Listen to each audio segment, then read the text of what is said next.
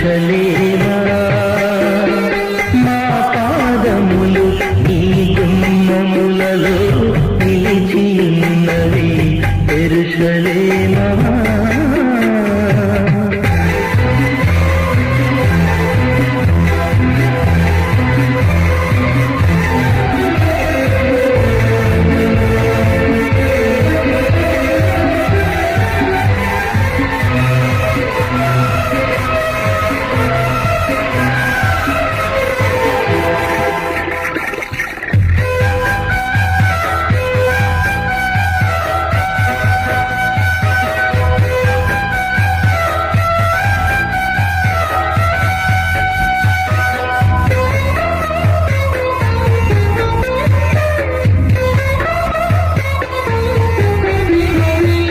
యెరూషలేమా నిన్ను ప్రేమించువారు వర్ధిల్లుదురు.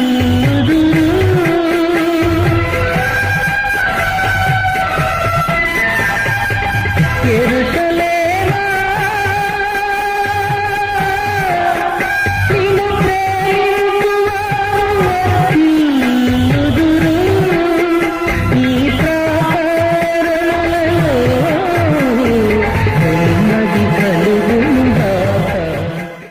Praise the lord. ఉజ్జీవ సమయం అని మా కార్యక్రమాన్ని వీక్షిస్తూ ఆత్మీయంగా బలపడుతున్న మీ అందరికీ ప్రభు పేరిట నా వందనాలు.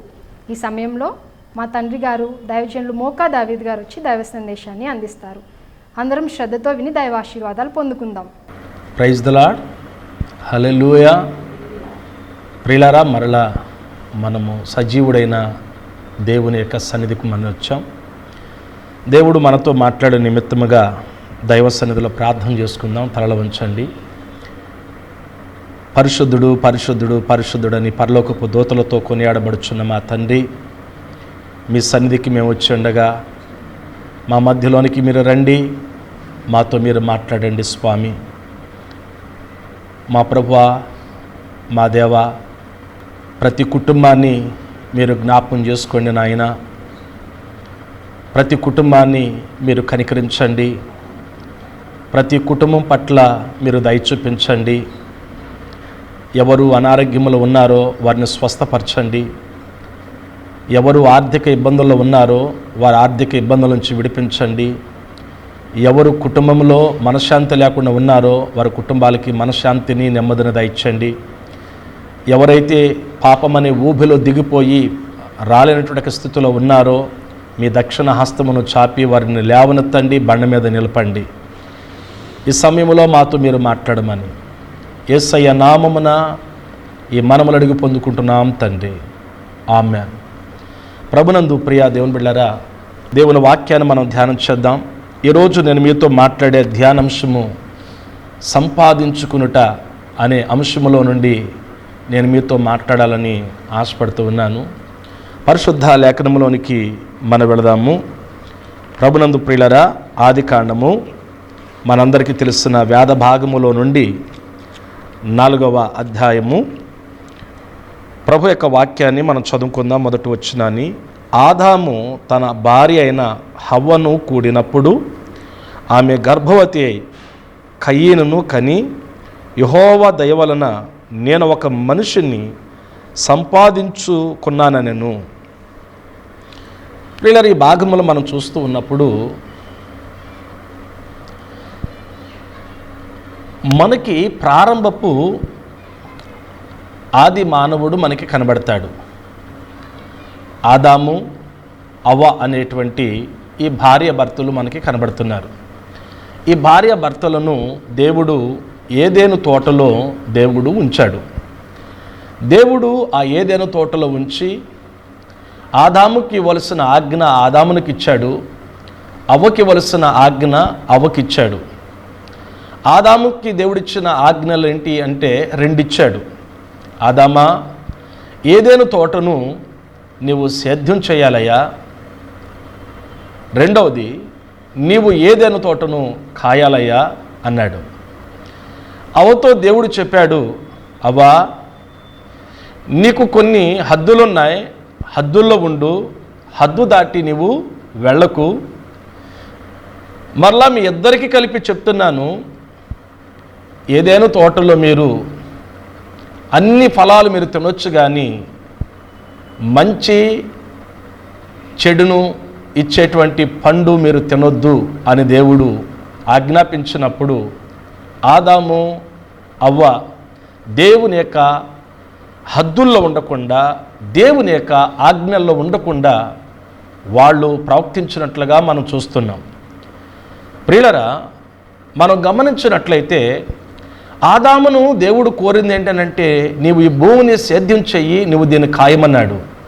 సేద్యం చేసే విషయంలో అతడు బాగానే పనిచేశాడు, కానీ కాచే విషయంలోకి వచ్చేసరికి ఓడిపోయాడు. అయితే అవ్వ తన హద్దు దాటి తోటలోనికి వెళ్ళింది దూరంగా.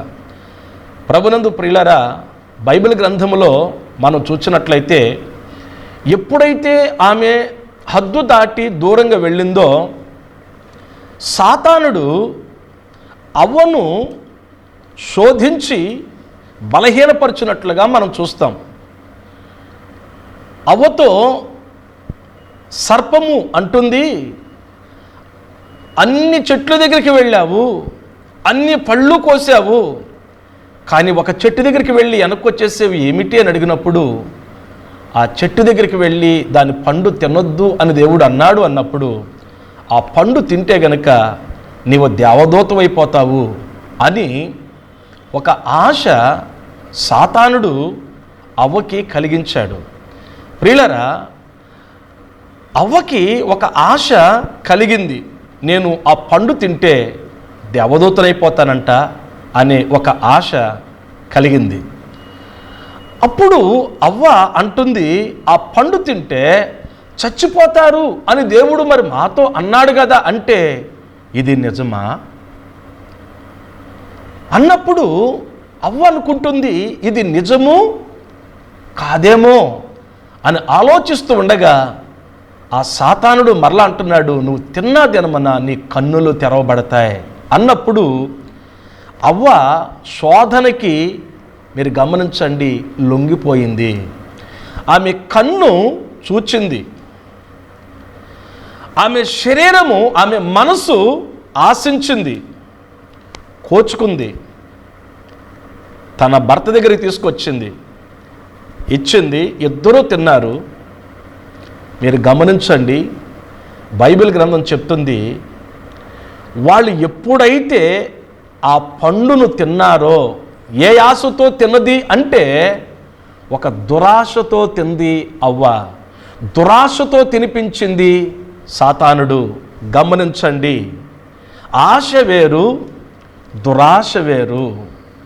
దేవుడు వారిని మనుషులుగా దేవుడు కలగజేసుకుంటే సాతానుడు ఒక దురాశ కలిగించాడు అవ్వకి. నేటి దినాలలో ఈ దురాశకి లొంగి, ఈ దురాశకి లోబడి అనేక మంది తమ కుటుంబాలను పాడు చేసుకున్న వాళ్ళు ఉన్నారు. అనేక మంది దేవుని బిడ్డలారా ఈనాడు రోడ్డున పడిపోయినటువంటి వాళ్ళని ఎరుగుదము. ఇక్కడ ఒక మాట నేను మీకు జ్ఞాపకం చేస్తాను. ప్రభునందు ప్రియులరా, కొన్ని సంవత్సరాల క్రితం ఇమ్ము అనేటువంటి ఒక సంస్థ వచ్చి, మీరు 10,000 కడితే మీకు 30,000 ఇస్తాం, లేకుంటే మీకు 50,000 ఇస్తామని చెప్పి ఒక ఆశ కలిగించి, అది దేవుని యొక్క బిడ్డలమని చెప్పుకునే వారి ద్వారానే ఆ ఆశను, దురాశను కలిగించినప్పుడు అనేక మంది ఆ దురాశకి లోబడిపోయారు. లోబడిపోతే ఒక మాట నేను మీకు జ్ఞాపకం చేస్తాను. తెలంగాణ ఏరియా నుంచి ఒకరోజు ఒక దైవజనుడు నాకు ఫోన్ చేసి, పాస్టర్ గారు, ఆదివారం రోజు మీ చర్చికి వస్తున్నాము, మీరు అవకాశం ఇస్తారా అని అడిగారు. నేను అనుకున్నాను, ఒక దైవజనుడు, సంఘం ఉన్నటువంటి ఒక దైవజనుడు మరొక సంఘానికి ఆదివారం ఎందుకు వెళ్తాడు అని నాకు ఒక ఆలోచన వచ్చింది. అయ్యా, మీరు ఎందుకు వస్తారు, నేను కనుక్కోవచ్చా అన్నప్పుడు ఆ దైవజనుడు అన్నాడు, ఇమ్ము అనేటువంటి ఒక సంస్థ ఉంది, దాని ద్వారా చాలా మరి లాభాలు ఉన్నాయి, అందుచేత మీ చర్చిలో ఉన్న వాళ్ళందరితో మీరు కట్టించండి, మీకు కొంత అమౌంట్ మేము ఇస్తాము అన్నప్పుడు నేను అన్నాను, దయచేసి అందుకోసమైతే మీరు నాకు ఫోన్ చేయక్కర్లేదు, నా యొద్దకు రాక్కర్లేదు, ఎందుకంటే ఇలాంటి యొక్క సంపాదన నాకు అక్కర్లేదు. దేవుడు నన్ను దీవించాలి, దేవుడు నాకు మేలు చేయాలి, నాకు వద్దు అని చెప్పాను. ప్రియా దేవుని బిడ్డలారా, ఇదే దురాశ అనేక మందిలో కలిగించి పాడైపోయినటువంటి సంఘాలను చూడొచ్చు. అనేక మంది సేవకులను సాతానుడు భయంకరంగా దెబ్బ కొట్టినటువంటి పరిస్థితులు సమాజంలో చూడొచ్చు. ప్రభునందు ప్రియులరా, ఈ దురాశ అనేది కలిగించేది ఎవరంటే సాతానుడు. అయితే మీరు గమనించండి, ఎప్పుడైతే వాళ్ళు పండు తిన్నారో వాళ్ళు కన్నులు తెరబడ్డాయి, వారు మహిమను కోల్పోయారు, సమస్తాన్ని పోగొట్టుకున్నారు. అక్కడ నుండి దేవుని చేత వాళ్ళు దేవుని బిళ్ళరా వెలివేయబడ్డారు. బైబిల్ చెప్తుంది, ఆదాము అవ్వలు వాళ్ళు ఏక శరీరంలోనికి వచ్చినప్పుడు ఆమె గర్భవతి అయింది అనే మాట మనం చూస్తున్నాం. ఇక్కడ ఒక మాట నేను మీకు జ్ఞాపం చేస్తాను. అవ్వ అంతకు ముందే దురాశతో ఆమె పండుతుంది. బైబిల్ గ్రంథం చెప్తుంది, దురాశ, యాకోబు పత్రిక 1వ అధ్యాయము 15వ వచనములో ఏమైనా వ్రాయబడిందంటే, దురాశ గర్భమును ధరించి పాపమును కనగా పాపము పరిపక్వమై మరణాన్ని కంటుంది అని వ్రాయబడింది. అవ్వ ఆదాములు దురాశతో గర్భాన్ని ధరించారు, దురాశతో ఒక కుమారుని కన్నారు. కానీ అవ్వ అంటుంది, నేను దేవుని దయ వలన ఒక మనుషుడిని నేను సంపాదించుకున్నాను అంటుంది. ప్రభునందు ప్రియ దేవుని బిడ్డలారా, దేవుడు ఇచ్చేది ఎప్పుడు కూడా శ్రేష్టమైందే ఇస్తాడు. దేవుడిచ్చేది ఎప్పుడు కూడా ప్రయోజనకరంగానే ఉంటుంది. అయితే ఆమె దురాశ ద్వారా గర్భాన్ని ధరించింది అనే మాట మనము ఈ విషయంలో దేవుని బిడ్డలారా మనం గ్రహించాలి. గమనించండి, దైవ సన్నిధిలో దేవుని బిడ్డలారా మనం దేవుని యొక్క వాక్యాన్ని చూసినట్లయితే, మొదటి యోహాను పత్రిక 3వ అధ్యాయము 12వ వచనాన్ని దేవుని యొక్క వాక్యాన్ని మనం చదివినట్లయితే, యోహాను భక్తుడు దేవుని యొక్క ప్రజలతో మాట్లాడుతూ అంటున్నాడు, మనము కయ్యను వంటి వారమై ఉండరాదు. వాడు దుష్టుని సంబంధి అయి తన సహోదరుని చంపెను. వాడతను ఎందుకు చంపెను? తన క్రియలు చెడ్డవియు తన సహోదరుని క్రియలు నీతి గలనై యుండను గనుకనే కదా అన్నాడు. ప్రభునందు ప్రియులారా, మీరు గమనించండి, ఈ కయ్యేను పుట్టిన తర్వాత హవ్వ అంటుంది, నేను దేవుని దయ వలన ఒక మనుషుణ్ణి నేను సంపాదించుకున్నాను అంటుంది. అయితే మీరు గమనించండి, ఆమె దురాశ ద్వారా పండుతుంది. దురాశ ద్వారా వాళ్ళు గర్భాన్ని ధరించారు. ఒక బిడ్డకి జన్మనిస్తే బైబిల్ చెప్తుంది, ఆ తర్వాత మళ్ళీ దేవుడు దయతలిచి ఇంకొక కుమారునిస్తే అతనికి హేబేలు అనే పేరు పెట్టడం జరిగింది. అయితే మొదటి వ్యక్తి దురాశ ద్వారా అతడు జన్మించాడు అనే విషయాన్ని మనం గుర్తించాలి. రెండవ పర్యాయము పుట్టినటువంటి బిడ్డ దేవుని యొక్క కృప ద్వారా, దేవుని యొక్క దయ ద్వారా ఆయన కలిగాడు అనే విషయాన్ని మనం గుర్తించాలి. అయితే దేవుని బిడ్డలారా, వీరిద్దరూ కూడా ఒకే ఇంటిలో ఉన్నారు. వీళ్ళిద్దరూ ఒకే రక్తాన్ని పంచుకు పుట్టినటువంటి వాళ్ళు. అయితే వీళ్ళిద్దరూ దేవుణ్ణి ఆరాధిస్తూ ఉన్నారు. వీళ్ళిద్దరూ దేవుని ఎద్దుకు వచ్చారు. అయితే ఒక రోజు దేవుని బిడ్డలారా వారు స్వభావాలు బయటపడ్డాయి. కారణం ఏమిటి? దేవుని ఎద్దుకు అర్పణము తెచ్చినప్పుడు హేబేలు దేవుని యొక్క చిత్త ప్రకారంగా ఆయన యొక్క పశువులలో గొర్రెల్లో బలిసినటువంటి ఒక గొర్రె పొట్టేలను తీసుకుని వచ్చి దేవునికి అర్పిస్తే దేవుడు అంగీకరించాడు. అయితే కయ్యేనంట దురాశతో తీసుకొచ్చాడు. మీరు గమనించండి, దురాశతో తీసుకొచ్చాడు, దేవునికి ఇష్టము కాని తీసుకొచ్చాడు. దేవుడు దాన్ని అంగీకరించలేదు.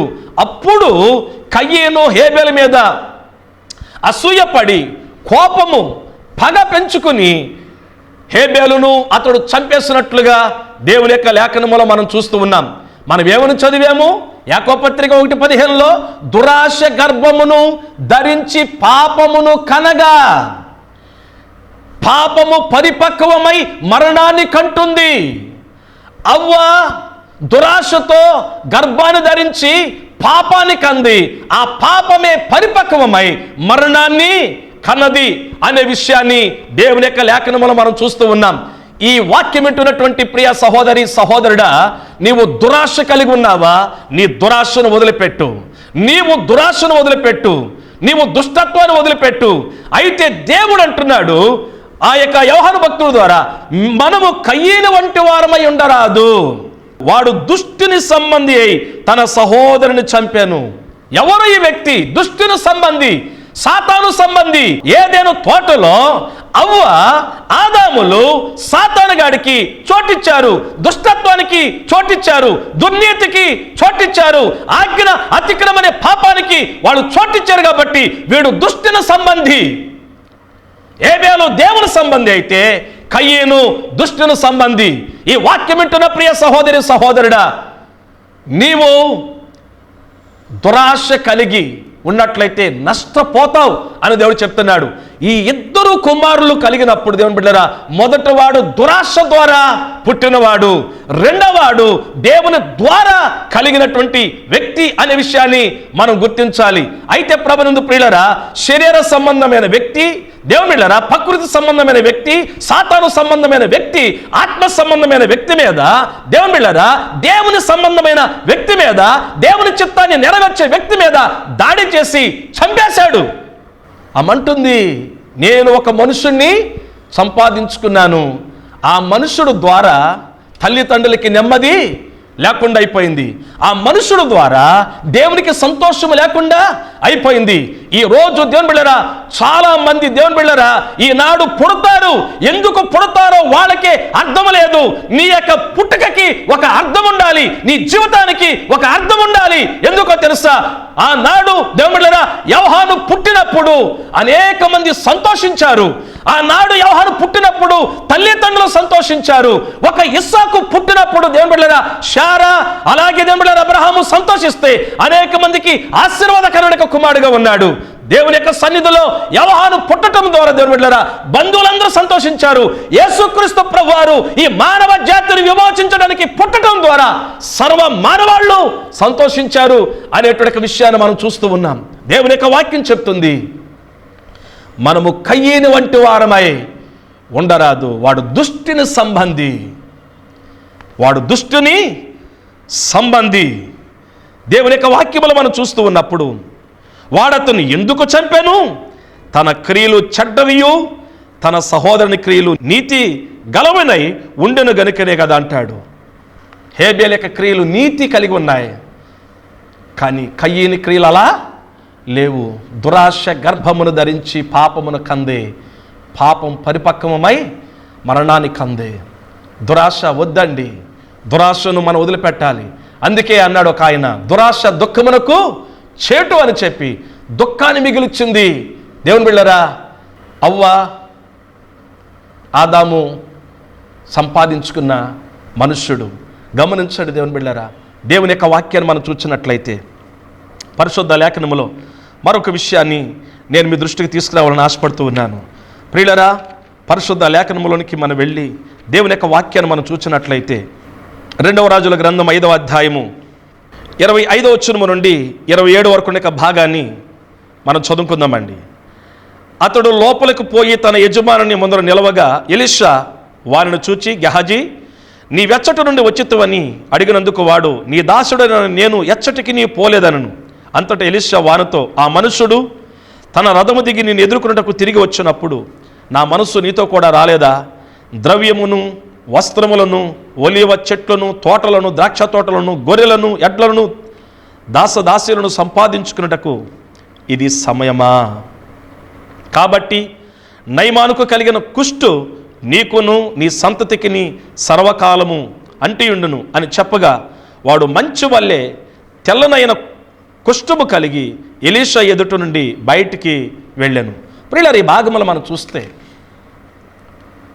సిరియా దేశములో నయమాను అనేటువంటి ఒక సైన్యాధిపతి ఉన్నాడు. అతడు పరాక్రమశాలి. అతడు ఏ దేశం మీదకి యుద్ధానికి వెళ్ళినా జయమే కానీ అపజయమంటూ లేదు. అలాంటి ఒక పరాక్రమశాలి కుష్టి వ్యాధి కలిగి ఉన్నాడు. లోపలంతా కుష్టి, పైనంతటి మాత్రం చాలా సైన్యాధిపతి వేసుకునే వస్త్రాలు వేసుకుని చాలా బలంగా, చాలా చక్కగా సమాజానికి కనబడుతూ ఉన్నాడు.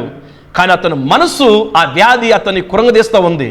చాలామంది పైకి బాగానే కనబడతారు, కానీ వాళ్ళు అంతరంగములో మనోవేదన, వారి అంతరంగములో బాధ, వారి అంతరంగములో దుఃఖం, కొంతమంది గుండెల నిండా బాధ, గుండెల నిండా దుఃఖం, పైకి మాత్రం ముఖంలో ఏదో కొంచెం నవ్వు కనిపించేటట్లుగా ఉంటుంది.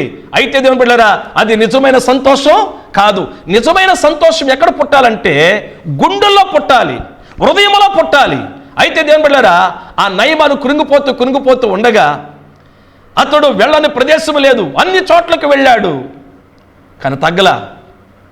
ఇజ్రాయేల్ యొక్క దేశంలో ఒక ప్రవక్త ఉన్నాడు.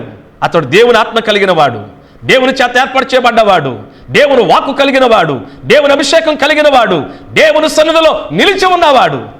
ఎలీషా అనేటువంటి ఒక ప్రవక్త ఉన్నాడు. అయితే ప్రియులారా, ఇజ్రాయేల్ యొక్క దేశం మీదకి ఒకప్పుడు యుద్ధం చేసి అక్కడి నుంచి కొంతమంది యవనస్తుల్ని వాళ్ళు బానిసలుగా తీసుకెళ్ళినప్పుడు ఇశ్రాయేల్ వారిలో ఒక చిన్న పాపను కూడా తీసుకుని వెళితే ఆ సైన్యాధిపతి ఇంట్లో పనిచేస్తూ ఉండగా సైన్యాధిపతి యొక్క భార్య బాధపడుతున్నప్పుడు, అమ్మగారు ఎందుకు మీరు ఇంత బాధపడుతున్నారంటే, సైన్యాధిపతికి ఉన్నటువంటి వ్యాధిని గురించి చెప్పినప్పుడు ఎన్నో ప్రాంతాలకి తీసుకుని వెళ్ళి చూపించడం తగ్గలేదు అన్నప్పుడు, మా దేశంలో ఒక ప్రవక్త ఉన్నాడు, మా దేవుణ్ణి ఆరాధన చేసేటువంటి వారిని ఎవరినైనా మా దేవుడు బాగు చేస్తాడు, ప్రవక్త ప్రార్థన చేస్తే స్వస్థత కలుగుతుందని చెప్పినప్పుడు నయమాను రాజుగారి దగ్గరికి వెళ్ళి సిరియా రాజు ఇశ్రాయేల్ యొక్క రాజుకు ఒక ఉత్తరం రాశాడు, మీరు పర్మిషన్ ఇవ్వండి నా దేశము నుంచి నీ దేశానికి నా సైన్యాధిపతి వచ్చేటట్లుగా అన్నప్పుడు రాజుగారు భయపడ్డాడు. ఒకవేళ ఇతడు నాతో యుద్ధం చేయడానికి ఈ విధంగా మాట్లాడుతున్నాడని చెప్పి తన బట్టలు చింపుకున్నాడంట.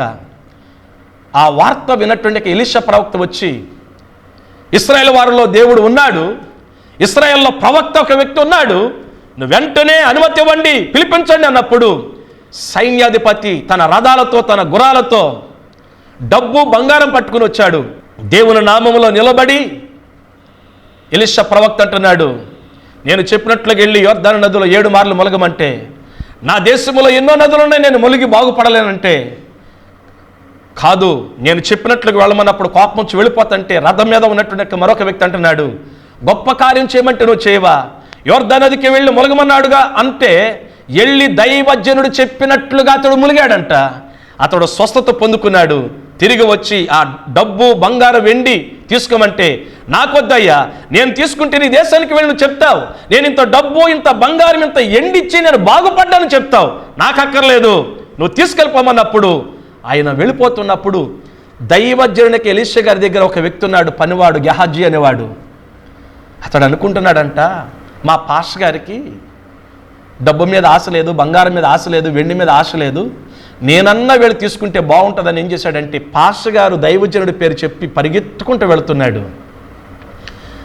రథం మీద ఉండి చూచాడు నయమాను, వెనక్కి తిరిగి చూచాడు, ఆపాడు. వచ్చిన తర్వాత ఏంటంటే, అయ్యా మీరు వచ్చేసిన తర్వాత కొంతమంది వ్యక్తులు పాష గారి దగ్గరికి వచ్చారయ్యా, పాష గారు ఆ వ్యక్తికి సహాయం చేయడానికి ఏమీ లేదయ్యా, అందుకోసం నీవు ఒక 2 మణుగుల వెండి, ఒక 2 మణుగుల బంగారము, ఒక 2 దుస్తుల బట్టలు ఇమ్మన్నాడంటే దానికి రెట్టింపు తీసుకోమని చెప్పి ఇచ్చి పంపిస్తే తీసుకొచ్చి డారాలో దాచిపెట్టుకుని ఎవ్వరికి తెలియదు అనుకున్నాడు. దైవజనుడు ముందుకు వచ్చి నిలబడ్డాడు. పరిశుద్ధాత్మ దేవుడు బయలుపరుస్తూ ఉన్నాడు. దైవజనుడికి మర్మములను బయలుపరిచే దేవుడు ఉన్నాడు. దేవుని బిళ్ళారా, మనం ఏది చేసినా ఆయన చూస్తున్నాడు, మనం ఏది మాట్లాడినా ఆయన ఉంటున్నాడు. కంటిని నిర్మించిన వాడు కానకుండునా, చెవుని కలగజేసిన వాడు వినకుండునా అని వ్రాయబడింది. ఎవ్వరూ లేరని చెప్పుకునంట కొంతమంది అంట తమ నోటు నుండి మాటలు వెళ్ళకరుక్కుతూ ఉంటారు. దేవుని బిడ్డలారా, ఈ మధ్య ఒక వ్యక్తితో నేను ఫోన్లో మాట్లాడుతుంటే అసభ్యకరంగా ఆ వ్యక్తి, నేను ఫోన్ పెట్టేశాను అనుకున్నాడు, మరొక వ్యక్తితో అసభ్యకరంగా మాట్లాడుతున్నాడు. అవన్నీ కూడా ఫీడ్ అయిపోయినాయండి. వెళ్ళాం, కూర్చోబెట్టి మాట్లాడుతూ ఉన్నాం. ఆయన అంటున్నాడు, నేను ఒక్క మాట లేదండి, ఈ పాస్ గారు నా మీద కావాలని బురద జల్లటానికి అబద్ధం ఆడుతున్నాడని చెప్పి ఆయన బైబిల్ తీసుకొచ్చి ప్రమాణం చేస్తున్నాడండి. అప్పుడు వెంటనే ఇవన్నీ కూడా తీసుకొచ్చి వినిపించినప్పుడు ఆ వ్యక్తి ఉన్న పాటునే 2 కాళ్ళ మీద పడిపోయి, అయ్యా నేను తప్పు చేశానయ్యా. అంతకు ముందేమన్నాడు, ఈ పాష గారు నా మీద బురద జల్లటానికి ఇలా మాట్లాడుతున్నాడు అన్నాడు. వాస్తవాలు ముందు పెట్టినప్పుడు ఆ వ్యక్తి వెంటనే దొరికిపోయాడండి. జాగ్రత్త, మనము దేవుని తప్పించుకోలేం. అయితే అబద్ధమడి ఈ విధంగా దేవుని బిడ్డలు తెచ్చుకొని అంటున్నాడు, నేను ఎక్కడికి వెళ్ళలేదు అంటున్నాడు. దైవజనుడు అంటున్నాడు, నీవు రథం వెంబడి పరిగెత్తుకుంటూ వెళుతున్నప్పుడు నా మనస్సు నీతో రాలేదా? నశించిపోతున్నటువంటి మానవాళ్ళని ప్రభు దగ్గరికి నడిపించడానికి ప్రార్థించవలసిన నీవు, దేవుని యొక్క వాక్యాన్ని బోధించవలసిన నీవు కన్నీళ్లు విడిచి అనేక మందిని ప్రభు తట్టు త్రిప్పవలసిన ఈ రోజు నువ్వు రథం వెంబడి పరిగెత్తి అబద్ధమాడి నీవు ఇవన్నీ తెచ్చుకున్నావు, నాకు తెలియదా అంటూ ఏమన్నాడు తెలుసా అండి? ద్రవ్యమును, వస్త్రములను, ఒలీవ చెట్లు తోటలను, ద్రాక్ష తోటలను, గొర్రెలను, ఎడ్లను, దాస్యులను సంపాదించుకున్నటికి ఇది సమయమా? ఇది సమయమా? ఇంత భయంకరమైన పరిస్థితుల్లో నువ్వెందుకు ఇలా ప్రవర్తించావు? నేను నా గురువు అయినటువంటి ఏలీ గారి దగ్గర నేను పనిచేశాను. నా గురువు నన్ను అడిగాడు, నేను పరలోకానికి వెళ్ళిపోతున్నాను, నీకు ఏం కావాలని? 2 అంతల ఆత్మ కావాలని అడిగాను. 7 అద్భుతాలు నువ్వు చేశావు, నేను 14 అద్భుతాలు చేయాలని నేను ఆసక్తిని కోరుకున్నాను. ఈ రోజు నువ్వు నా దగ్గర శిష్యుడిగా ఉండి ఏంటి నువ్వు చేసేదంటున్నాడు. అవును దేవుని బిడ్డలారా, ఈ రోజు లోక సంబంధమైన వాటి కొరకు కాదు నీ మనసు, లోక సంబంధమైన వాటి కొరకు కాదు నీ పరుగు. నశించిపోతున్న మానవుల కొరకు నువ్వు పరిగెత్తాలి, రక్షణ విషయంలో నువ్వు పరిగెత్తాలి, నశించిపోతున్న వారిని రక్షించడానికి కొరకు పరిగెత్తాలి తప్ప నీవు ఈ లోకాన్ని సంపాదించుకోవడానికి కాదు అని దేవుడు మాట్లాడుతూ ఉన్నాడు. ఇది సమయమా? ఏ నయమానికైతే కుష్టి వ్యాధి కలిగిందో ఆయన వదిలిపెట్టి వెళ్ళాడో ఆ కుష్టి నీకు నీ కుటుంబానికి కలుగునుగా కంటే కుష్టి వ్యాధి కలిగిందని దేవుని యొక్క వాక్యం చెప్తుంది. ప్రియులారా, మీరు గమనించండి. మరొక విషయాన్ని మనం చూస్తే, దేవుడు తన ప్రజలను అభివృద్ధి చేసుకుంటూ వచ్చిన తర్వాత నిమ్రోద్ అనేటువంటి ఒక పరాక్రమశాలి దేవుని బిడ్డలారా, ఒక బలవంతుడు ఉన్నాడు. ఆ నిమ్రోదు అనేటువంటి ఒక వ్యక్తి ప్రజలందరినీ కూడా ఒక చోటకి సమకూర్చి ఏమన్నాడంటే, మనము ఆకాశాన్ని అంటేటువంటి ఒక గోపురాన్ని కట్టి మనం పేరు సంపాదించుకుందాం రండి అని చెప్పేసి అడిగినప్పుడు ఆ రోజు ప్రజలందరూ ఒక చోటకు వచ్చారు. పేరు సంపాదించుకుందాం రండి అని కోరినప్పుడు అక్కడికి వచ్చి ఆకాశాన్ని అంటేటువంటి ఒక గోపురాన్ని కట్టినప్పుడు దేవుడు ఆలోచించాడు, మీరు ఫలించండి, మీరు అభివృద్ధి చెందండి, మీరు విస్తరించండి, భూమి అంతా దాన్ని నింపండి అని ఆయన చెప్తే ఆయన వాక్యాన్ని, ఆయన ఆజ్ఞను పక్కన పెట్టి మనం ఒక చోటే ఉందాం, మనమందరం ఒకే చోట ఉండి ఆకాశాన్ని అంటేటువంటి గోపురాన్ని కట్టి పేరు సంపాదించుకుందాం రామని చెప్పి పిలిచినప్పుడు దేవుడంట అక్కడ దేవుని బిడ్డలారా వారు భాషలు తారుమారు చేశాడంట, వారి ఆలోచనలు తారుమారు చేశాడు, వారి ఉద్దేశాలను తారుమారు చేశాడు. దేవుడు చెప్పేది ఒకటి, మనుషుడు చేసేది ఒకటైతే జరిగేది దేవుని బిడ్డలారా నష్టమే, జరిగేది నష్టమే. దేవుడు ఆ రోజు ఆ బాబేలు అనేటువంటి ప్రాంతంలో దేవుని బిడ్డలారా వాళ్ళు భాషలు తారుమారు చేసి అక్కడి నుంచి దేవుడు చెదరగొట్టినట్లుగా మనం చూస్తూ ఉన్నాం.